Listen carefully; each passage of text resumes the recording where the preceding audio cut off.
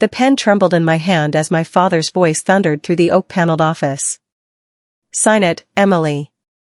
You owe me that much after everything I've done for you." His attorney slid the document across the mahogany table, the one that would strip me of my share in the family business my late mother had built from nothing. My throat tightened as I looked at the papers. 40% ownership, gone with one signature. My father's new wife, Veronica, smiled from the leather chair in the corner. Sipping wine like this was evening entertainment rather than my life falling apart. "Emily, we don't have all day," my father snapped, his face red with impatience. I picked up the pen, my hand shaking. Under the table, my other hand quietly pressed the record button on my phone tucked beneath my purse.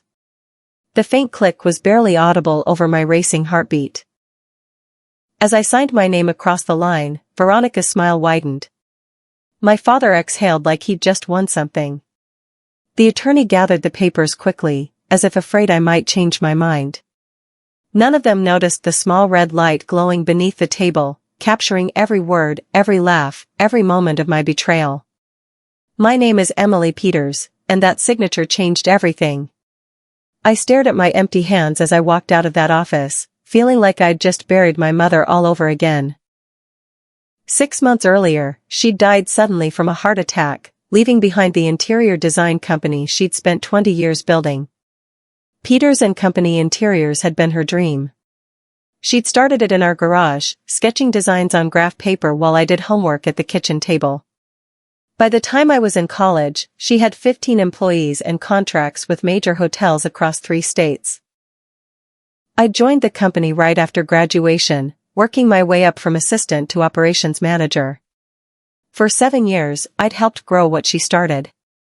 The business was our bond, our shared language. Then came the funeral.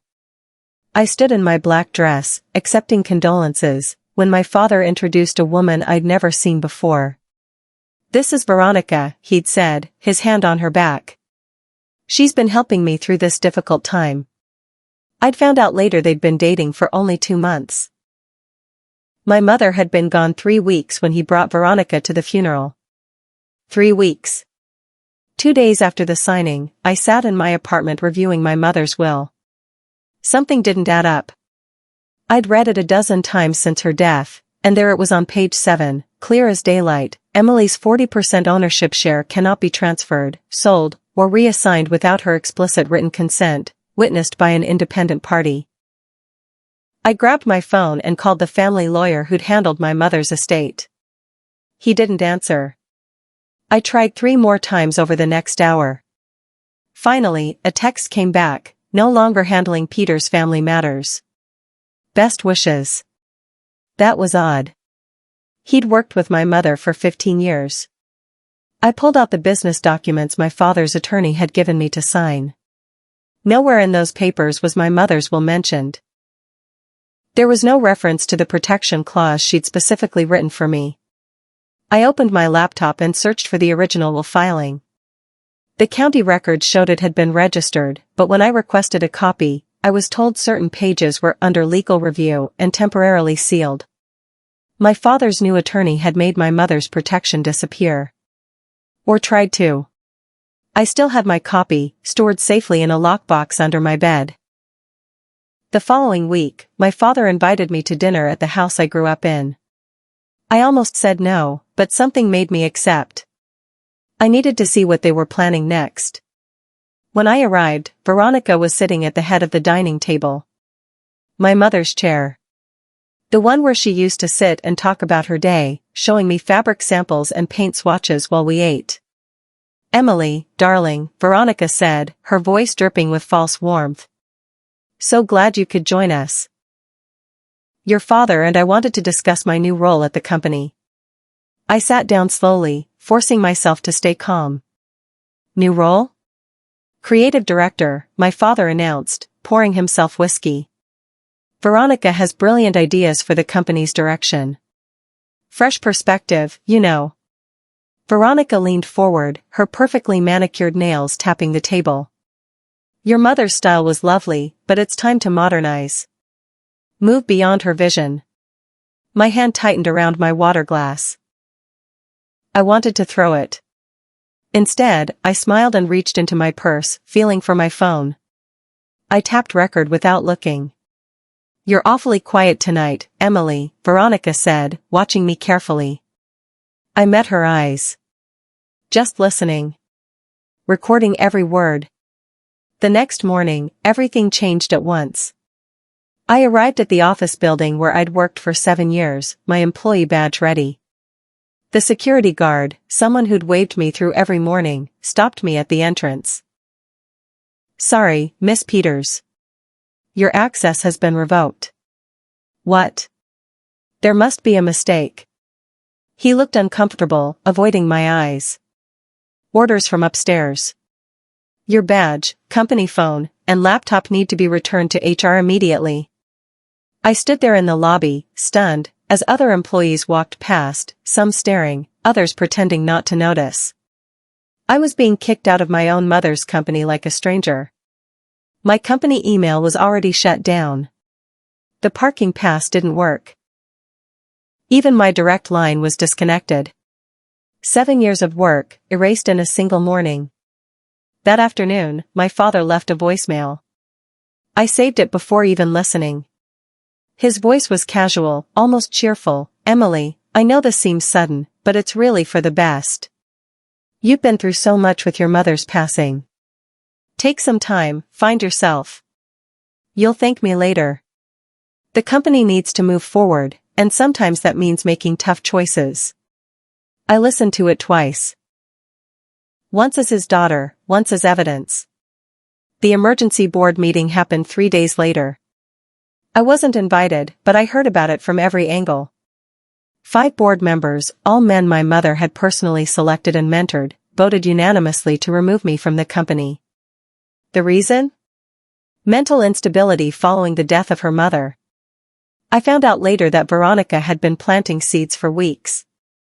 Casual comments about my emotional outbursts during meetings I'd never attended. Concerns about my erratic behavior that nobody had witnessed. Whispers about how grief had changed me. By the time the vote happened, the narrative was set. I was the unstable daughter who couldn't handle the business world. Never mind that I'd increased efficiency by 30% in my department. Never mind that 3 major clients had specifically requested to work with me. Never mind that I'd been doing my mother's job and mine for the past 6 months. Only one person voted against my removal, Mr. Green, the oldest board member and my mother's closest business partner. He called me that evening. "I'm sorry, Emily. I tried to stop them, but I was outvoted. This isn't right. Your mother would be furious." That one sympathetic voice meant more than he knew.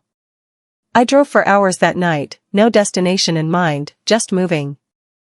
The city lights blurred past my windows as tears I'd been holding back finally came. My phone buzzed with messages I didn't read. The radio played songs I didn't hear. I pulled into an empty parking lot near the lake where my mother used to take me as a child. We'd sit on the bench and watch the sunset while she told me about her dreams for the company, for our future, for us. "Never fight dirty, Em," she'd told me once after a difficult business deal. "Fight smart. Anyone can throw punches. It takes real strength to win with your mind." I wiped my tears and opened my laptop on the passenger seat. The screen's glow lit up the dark car. I created a new folder and named it Project Phoenix.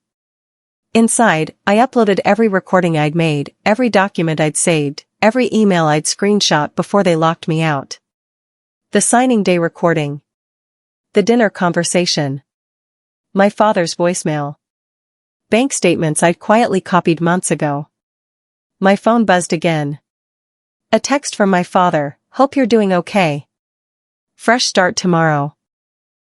I smiled for the first time in days. Tomorrow wasn't his fresh start. It was mine. Going through my old files, I discovered something I hadn't expected. My smartwatch had been automatically syncing and backing up audio whenever my phone was nearby.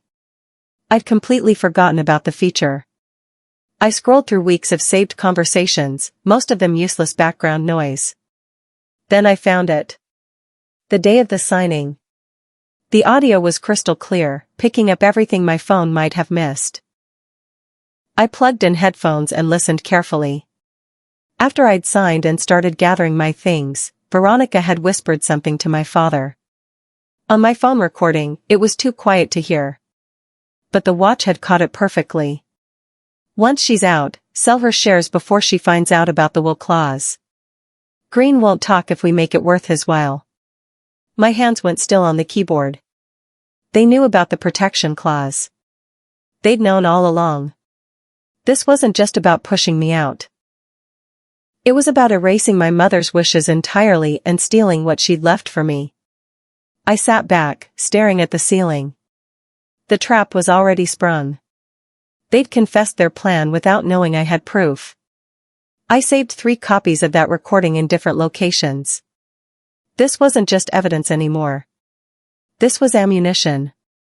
The next morning, I called my best friend, Olivia, who worked as an investigative journalist for the city's largest newspaper. We met at a coffee shop far from anywhere we might be recognized. "I need your help," I said, sliding a folder across the table. "But this stays completely off the record until I say otherwise." Olivia opened it, her reporter's eyes scanning the documents quickly. Bank statements showing transfers to offshore accounts. Company expense reports with Veronica's signature authorizing purchases that never appeared in inventory. Emails discussing creative accounting for tax purposes. "Where did you get all this?" she asked, her voice low. "I've been the operations manager for 7 years. I know where every document lives and how to access every database." They forgot that when they kicked me out. Olivia pulled out her laptop. "Let's start connecting dots." Over the next 3 hours, we built a timeline. Money started disappearing from company accounts 2 months after my mother died, right when Veronica appeared. Small amounts at first, then increasingly bold transfers. Always to accounts under Veronica's maiden name. "She's been planning this from the beginning," Olivia said, her jaw tight. "Your father's either in on it or too blind to see." I thought about that. Maybe both. My father called the next week with an olive branch. "Emily, I think we got off on the wrong foot. Let's have dinner and talk this through. Family shouldn't fight like this." Veronica had clearly coached him. His voice had that rehearsed quality, like reading from a script. But I agreed immediately. "I'd like that, Dad. Let's put the past behind us." The dinner was set for Friday at the house. I arrived with flowers and a smile, playing the role of the apologetic daughter. Veronica greeted me with air kisses and compliments on my dress. While they fussed over appetizers in the kitchen, I carefully placed a tiny recording device inside the decorative vase on the dining room table. It was voice-activated and had 12 hours of battery life. Dinner started pleasantly enough. My father talked about business improvements. Veronica described her vision for rebranding. I nodded and asked questions, the perfect picture of a daughter accepting her new reality. Then, after the wine had flowed freely, Veronica's mask started slipping. "You have to understand, Emily, your mother's approach was outdated. The company needs youth, energy, fresh ideas. Not someone clinging to the past." My father laughed, refilling his glass. "Emily always was too sentimental. Too emotional for real business. Just like her mother." I kept smiling, knowing every word was being saved. Every insult recorded. Every truth revealed. 2 days later, Mr. Green appeared at my apartment door unannounced. He looked older than I remembered, tired lines around his eyes. "We need to talk," he said quietly. "Somewhere they can't track us." We drove to a park outside the city. He pulled a manila envelope from his briefcase with shaking hands. "The company is falling apart, Emily. Veronica has no idea what she's doing. She's cancelled contracts your mother spent years building. She's fired 3 of our best designers. The major hotel chain that was our biggest client just walked away because she insulted their CEO." He handed me the envelope. Inside were financial projections showing the company losing money for the first time in a decade. Resignation letters from key employees. Client complaints that were being ignored. Your father sees none of it. He's so blinded by her that he's letting your mother's legacy crumble. I tried to warn him. He told me to retire if I didn't like the new direction. Mr. Green met my eyes. I have copies of everything. Board meeting minutes. Financial records. Even the original will your mother filed. They tried to hide it, but I kept duplicates. I took his hands. Thank you. You're saving her company by doing this. I'm not saving the company, he said sadly. You are. I'm just giving you the tools. I sent my father a text. I've been thinking about what you said. You're right. Let's move forward, not back. Can we meet? He responded within minutes, clearly relieved. Veronica insisted on joining us, suggesting lunch at an upscale restaurant downtown. A settlement discussion, she called it, though I hadn't mentioned settling anything. I arrived early, choosing a corner booth with good acoustics. My phone was recording before they walked in. Lunch started with small talk, but Veronica couldn't help herself. After the second glass of wine, her true nature emerged. We want you to sign a formal release, she said, sliding papers across the table. Acknowledging you left the company voluntarily, with no outstanding claims or grievances. And in return? I asked calmly. My father cleared his throat. A generous severance. 6 months' salary. For 7 years of work and 40% ownership? Veronica leaned forward, her voice dropping. Emily, we can make this easy or difficult. If you fight us, we have doctors ready to testify about your mental state. Grief-induced instability. Depression. We could have you committed for evaluation if necessary. The threat hung in the air. My father looked away, unable to meet my eyes. I smiled and picked up my water glass. Let me think about it. The cracks started showing 2 weeks later. I heard through former colleagues that Veronica's credit cards were being declined. Company vendors were calling about late payments. The office atmosphere had turned toxic with fear and uncertainty. At the next board meeting, questions were finally being asked. Where was the budget going? Why were revenue projections so far off? Who authorized these expenses? My father blamed the economy, the market, bad timing. But Mr. Green kept pushing, backed now by 2 other board members who'd started doing their own investigating. I watched from a distance, my evidence growing stronger each day but staying silent. The more they panicked, the more mistakes they made. The more mistakes, the easier my case became. Veronica called me unexpectedly. We need to settle this, Emily. Name your price. I don't want money, I said truthfully. I want what my mother left me. She hung up without responding. That night, my father left a voicemail, his voice slurred from drinking. You're killing me, Emily. Your mother would be ashamed of how you're acting. Tearing the family apart over business. It's just money. Just let it go. I saved the message, added it to my evidence folder, and went to bed. Tomorrow was coming faster than he knew. The break came from an unexpected source. Patricia from accounting, who'd worked with my mother since the company's early days, reached out through a carefully encrypted email. I couldn't stay silent anymore, she wrote. Attached are records of funds diverted to a shell company called Lux Investments LLC. It's registered under Veronica Peters' name. Over $400,000 in the last 4 months. I opened the attachments with shaking hands. Bank transfers. Falsified invoices. Purchase orders for supplies that never existed.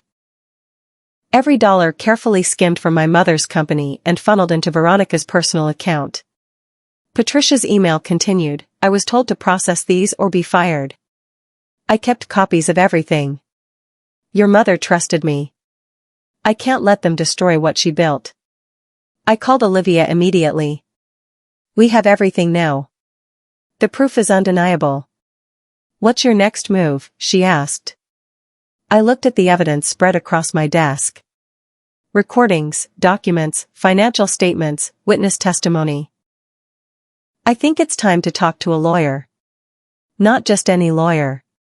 The best litigation attorney in the state, someone with a reputation for taking down corporate fraud. Someone who wouldn't settle, wouldn't back down, and wouldn't lose. The attorney's office was modern glass and steel, nothing like the old-fashioned wood paneling my father preferred. I sat across from Elena Rodriguez, whose reputation preceded her. She'd won cases against Fortune 500 companies and never lost a fraud trial. I laid everything out on her conference table.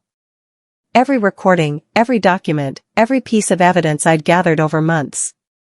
She reviewed it all in silence, her expression never changing. Finally, she looked up. This is one of the most well-documented cases of fraud and coercion I've ever seen. You did my job for me. Can we win? I asked. Win? She smiled slightly. Emily, we can dismantle them. But here's what you need to understand, timing is everything. If we file now, they'll scramble to cover tracks, destroy evidence, create counter-narratives. But if we wait until they feel completely safe, completely victorious, their guard will be down. How long? Let them think they've won first. Let them get comfortable. Then we strike when they're not expecting it. I thought about my mother's advice about fighting smart. I can wait. Elena nodded. Good. Because when we move decisively. No warning, no second chances. We'll use every piece of evidence, every recording, every document.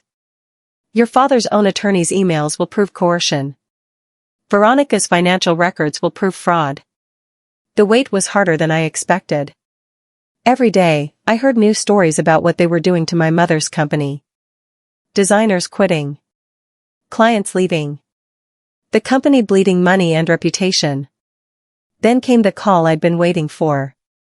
Mr. Green's voice was urgent. Veronica knows someone's been leaking information. She's losing her mind, blaming everyone. She and your father had a screaming match in the office this morning. Half the staff heard it. What did she say? I asked. She was furious, accusing him of being weak, of not controlling you properly. She said, you promised me she was finished. You said she'd never fight back. Your father tried to calm her down, but she wasn't having it. I could picture it perfectly, Veronica's careful mask finally cracking under pressure, revealing the person she'd been hiding all along. The board is calling an emergency meeting next week, Mr. Green continued. They want answers about the finances.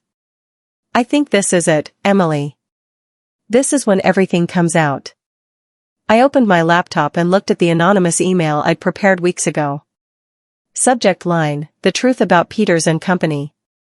Attached, a single audio file. My finger hovered over the send button. The board meeting took place on a Wednesday morning. I wasn't there, but I heard every detail afterward. 9 board members gathered in the conference room, financial reports spread across the table, questions prepared. My father arrived late, Veronica beside him, both wearing forced smiles. Mr. Green opened with direct questions about the budget discrepancies. My father deflected, blaming market conditions and unexpected expenses. Then someone's phone buzzed. Then another. Within seconds, every board member was staring at their screens, reading an anonymous email that had just arrived in all their inboxes. The email was simple: before discussing the company's future, you should know its recent past. Play the attached audio file. Everything you need to know is in the first 2 minutes. Mr. Green, understanding immediately, stood and connected his phone to the conference room speakers. I think we should listen to this. The room filled with my father's recorded voice, make her sign.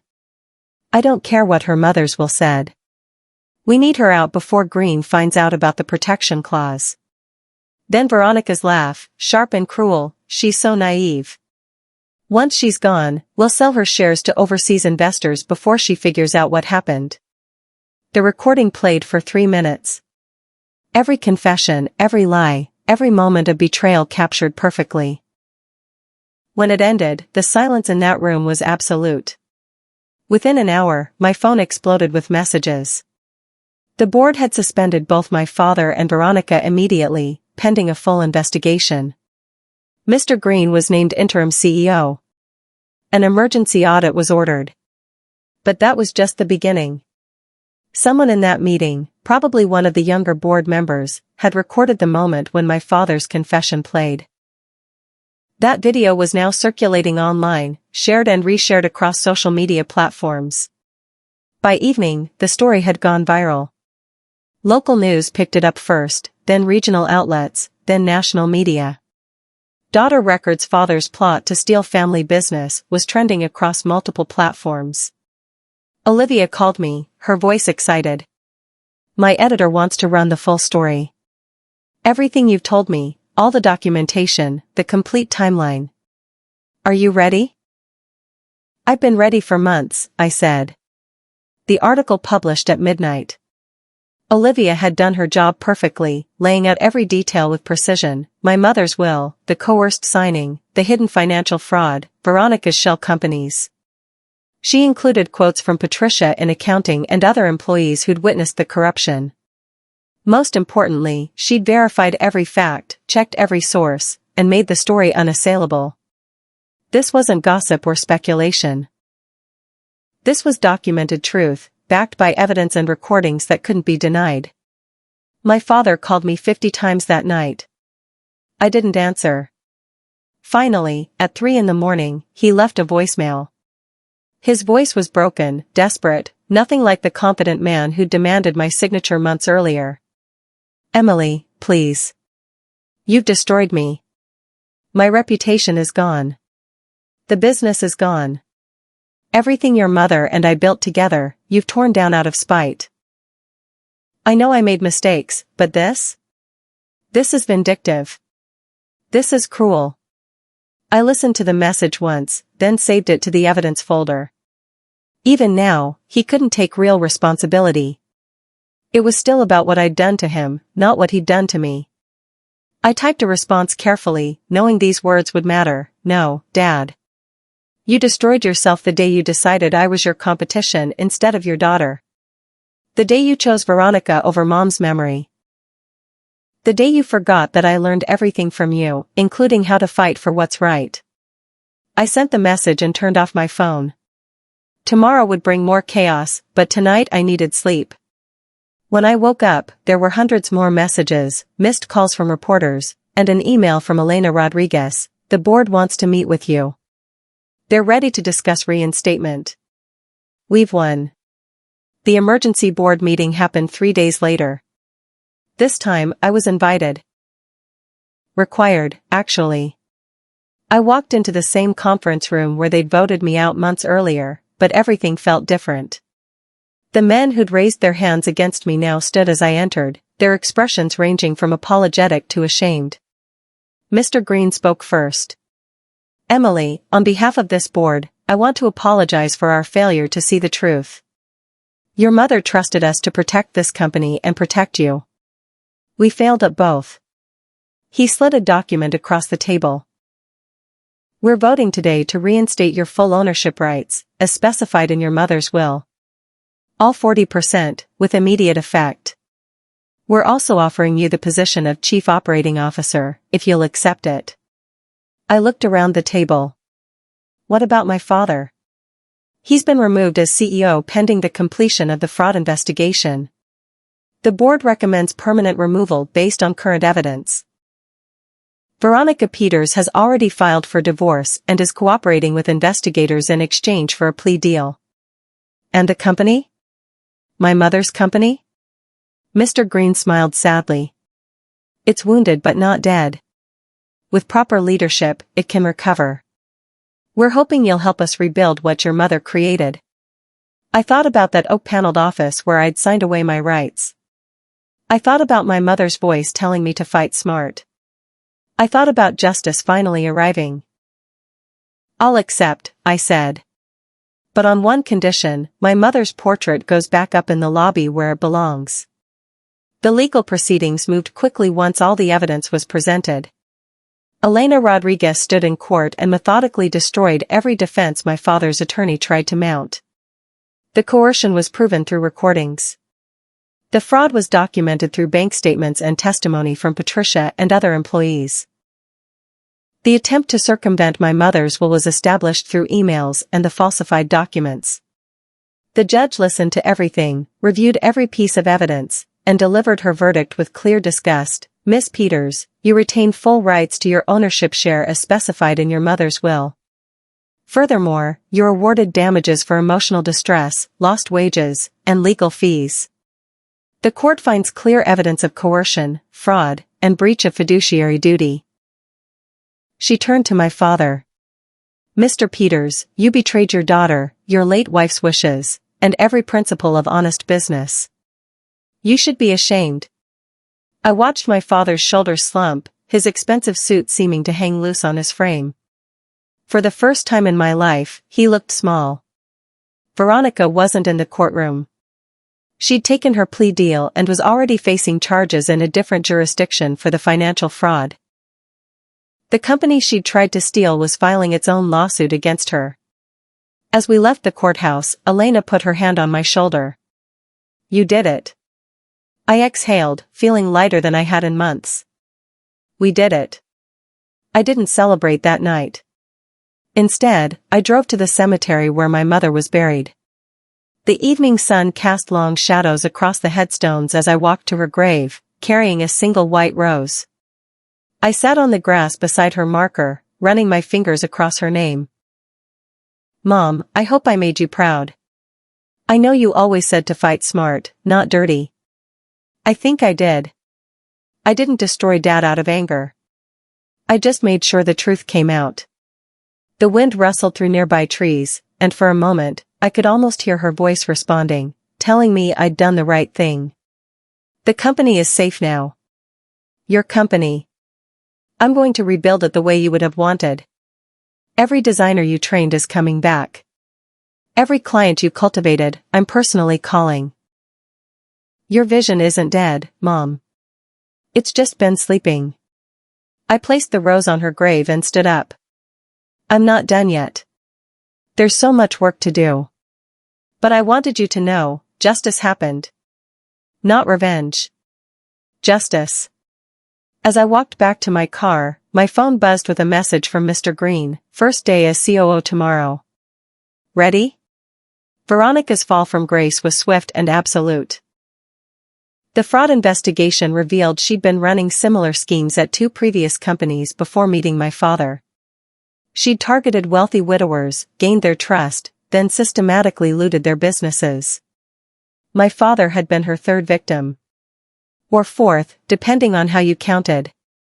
The judge banned her from holding any executive position in any company for 10 years. She faced criminal charges for wire fraud, embezzlement, and falsifying business records. The plea deal kept her out of prison but required full restitution of every dollar she'd stolen. Since she'd already spent most of it, that meant bankruptcy. The house she'd bought with my mother's money was seized. The car, the jewelry, the designer clothes, all sold at auction to pay back creditors. My father, facing his own financial ruin, moved to a small apartment in a different city. The house where I grew up was sold to cover legal fees and settlements. His reputation in the business community was destroyed. Companies that had once sought his advice now avoided him completely. One afternoon, a letter arrived at my office.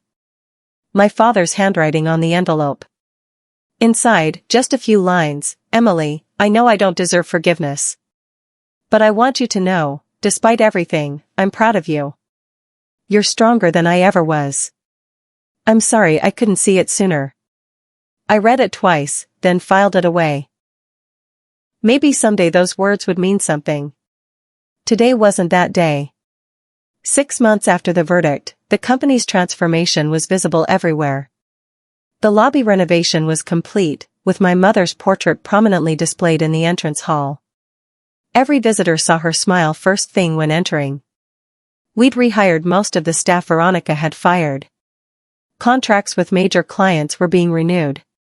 The designers were creating brilliant work again, free from interference and fear. Revenue was climbing back to where it had been before the chaos. I stood in the main workspace, watching the team collaborate on a project for a new boutique hotel in California. This was what my mother had envisioned: creativity, collaboration, excellence. My assistant approached with a schedule update. "Your 3 o'clock is here. The reporter from Architecture Digest wants to interview you about the company's revival." I smiled. "Tell them I'll be right there." The article would be good publicity, but more than that, it would cement my mother's legacy. Her name, her vision, her company surviving despite everything that had tried to destroy it. As I walked toward the conference room, I passed my mother's portrait. I paused for just a moment, touching the frame. "We did it, Mom. We actually did it." The interview went well. The reporter was interested in the company's history, my mother's original vision, and how we were honoring that legacy while moving forward. I talked about design philosophy, creative process, and future plans. Only at the end did she ask about the personal story. "Your return to the company was dramatic. How does it feel to reclaim what was almost taken from you?" I thought carefully about my answer. I didn't want revenge. I wanted peace. But sometimes, peace only comes after the truth is loud enough to be heard. My mother taught me to stand up for what's right, not to tear others down but to build something stronger. What would you say to others facing similar situations? Family betrayal, business theft, being underestimated? I looked at my mother's portrait visible through the conference room window. Document everything. Trust your instincts. Fight smart, not angry. And remember, justice isn't about destroying the people who hurt you. It's about protecting what matters and making sure the truth survives. After the reporter left, I stood alone in the conference room, looking out at the workspace my mother had designed. Her company. My company now. Our company. My phone buzzed with a message from Olivia. "Proud of you, Em." I smiled and typed back, "Thanks. Mom would be too." The sun was setting outside, casting golden light across the office. Tomorrow would bring new challenges, new projects, new opportunities. But tonight, I could rest knowing that justice had been served, not through destruction, but through truth. I gathered my things and headed toward the door, pausing one last time to look at my mother's portrait. "Good night, Mom. See you tomorrow." And with that, I walked out into the evening, finally free.